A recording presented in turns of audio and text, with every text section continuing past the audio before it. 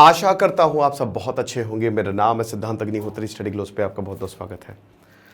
देखो यार, एक दो चीज़ें मैं पहले बताना चाहूँगा। दो कहानियाँ हैं। सबसे पहली कहानी भागवत पुराण से, जब ब्रह्म द्वारका आते हैं, ब्रह्मा जी जब द्वारका आते हैं तो उसके बाद उनको मिलते हैं द्वारपाल। क्या है द्वारका? श्री कृष्ण की नगरी। श्री कृष्ण मथुरा के राजा थे, लेकिन जरासंध की वजह से बार बार अटैक होता था, तो इसलिए उन्होंने अपनी नगरी को द्वारका शिफ्ट किया। द्वारका जो कि आज गुजरात में है, जाइएगा ज़रूर। अहमदाबाद से इंटरसिटी चलती है, सुबह जाएंगे, शाम को द्वारका नहीं, सोमनाथ पहुंचेंगे, वहाँ से द्वारका जाइए। बहुत ही खूबसूरत है, समुद्र के किनारे पूरी नगरी बसी है। ठीक है, इसीलिए उनको रणछोड़ भी बोला जाता है। बट वो कहानी अलग है, क्यों उन्होंने ऐसा किया। वो चाहते तो चुटकी में जरासंध को मिट्टी में मिला सकते थे, बट शायद ये नैतिक नहीं होता। उसकी हम कभी और दिन बात करेंगे। तो द्वारका में आए ब्रह्मा जी और द्वारपालों से बोला कि जाओ कृष्ण से बोलो कि उनसे हम मिलने आए हैं, ब्रह्मा मिलने आए हैं। अब द्वारपाल बोले, आप कौन से ब्रह्मा जी हो, कौन वाले ब्रह्मा जी हो? वो चकित रह गए, ईगो हर्ट हो गया उनका। उन्होंने कहा कि ये क्या हुआ है, कौन से वाले ब्रह्मा जी का क्या मतलब है? भाई चार सिर वाला मैं ब्रह्मा हूं, जिन्होंने इस पूरी सृष्टि का निर्माण किया। जाके बोलो उनसे। आइए अंदर, आइए आप, आइए। द मीटिंग ऑफ ब्रह्मास चल रही है, ढेरों ब्रह्मास अंदर हैं। तो जब वो अंदर गए तो वो देख रहे हैं कि कहीं 1000 सिर वाले ब्रह्मा हैं, कहीं करोड़ों सिर हैं ब्रह्मा के, कहीं 10 सिर हैं, कहीं 1 सिर है, कहीं 16 सिर हैं। ऐसे लाखों ब्रह्मा जो हैं उस कमरे में हैं, और वो सब ब्रह्मा जी को देख के अपना सिर आदर से झुका लेते हैं। तो कृष्ण भगवान को समझाते हैं कि इस पूरे के पूरे ब्रह्मांड में तुम अकेले नहीं हो, बहुत सारे हैं। एक और कहानी, श्री राम का जब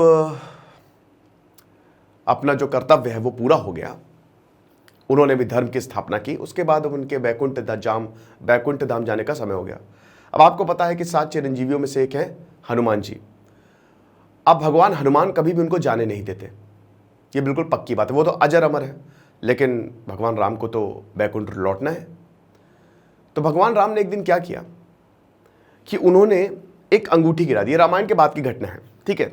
अंगूठी गिरा दी, और जहां पे अंगूठी गिराई वहां पे एक छेद था, धरती में दरार थी, और उसके अंगूठी चली गई पाताल लोक। पाताल लोक यहां पे सूक्ष्म दुनिया की बात की गई है। पाताल लोक मेंटल को चीरते हुए कोर की बात नहीं है। यहां पे जो कहते हैं ना एक सूक्ष्म दुनिया है, वहां पे चली गई। तो अब हनुमान जी से बोला कि जाके इस अंगूठी को ढूंढो। तो हनुमान जी ने अपना आकार, वो तो भाई अष्ट सिद्धि 9 निधि के दाता, उनको सिद्धियां प्राप्त, उन्होंने अपना आकार छोटा किया, अपने सेल्स को कॉन्ट्रैक्ट किया, ठीक है। और उसके बाद वो नीचे गए। अब उसके बाद जब वो नीचे गए तो फिर वहां पे सूक्ष्म लोक के जो देवता हैं, ठीक है, जो राजा है वासुकी, वो मिले। नाग लोग बेसिकली उसको कहते हैं। हिंदुइज्म में जो नाग है, ठीक है, जो सांप है, सांप बड़ा प्यारा जानवर होता है। सांप को अगर आप नुकसान नहीं पहुंचाएंगे तो आपको नुकसान नहीं पहुंचाएगा। तो सांपों की बड़ा महत्व है वहां पे, ठीक है। उसको वक्त से, टाइम से दर्शाया गया है। तो भैया वो गए। तो अब जब नागलोक पे गए तो उन्होंने बोला कि मेरे भगवान की अंगूठी यहाँ पे गिर गई। हनुमान जी ने बोला। तो उन्होंने कहा कि ठीक है, जाओ देख लो, वहाँ पे पड़ी हुई है। अब जब हनुमान जी अंगूठी लेने गए तो अंगूठियों का पहाड़ है, पहाड़। तो बोले, अरे बाप रे बाप, ये क्या है? उन्होंने कहा, यही है, ये ढेरों अंगूठियां हैं भगवान राम की।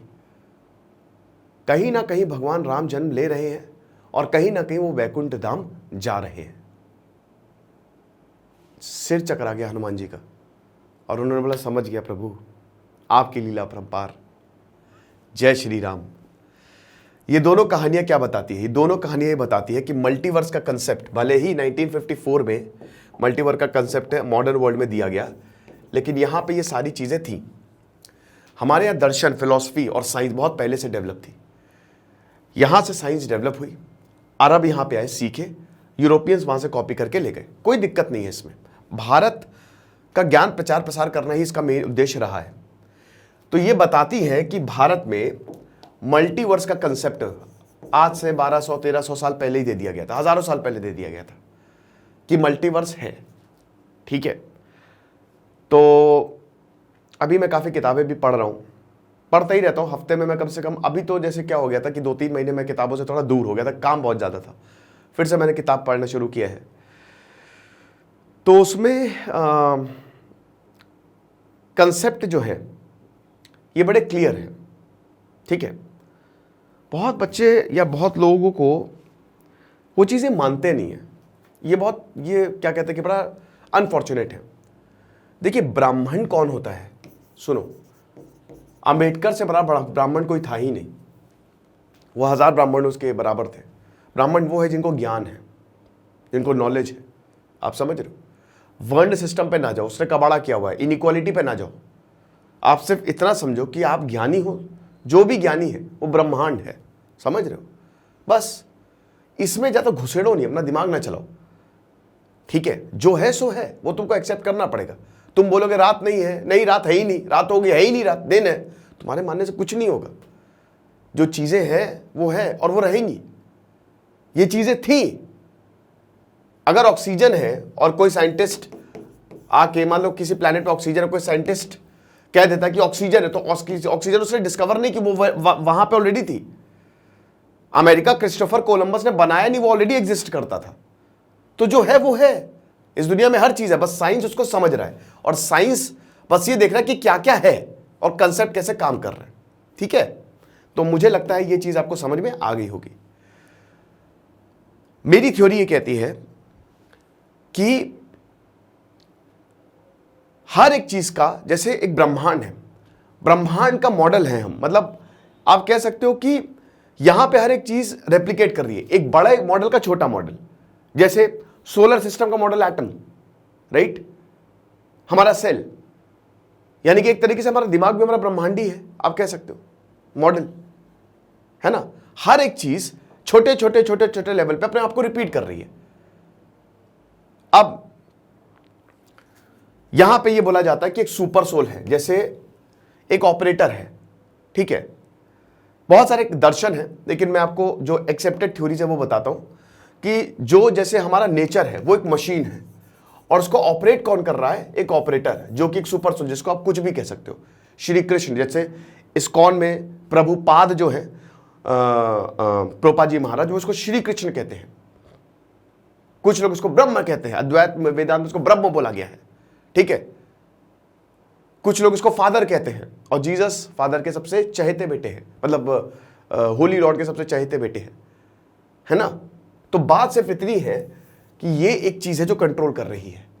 अब ये नेचर है, ठीक हमारी बॉडी में भी वैसे ही, हमारी बॉडी भी एक नेचर है, प्रकृति है जो हमारी बॉडी है, और हमारी सोल इसको कंट्रोल कर रही है। आप समझ रहे हो?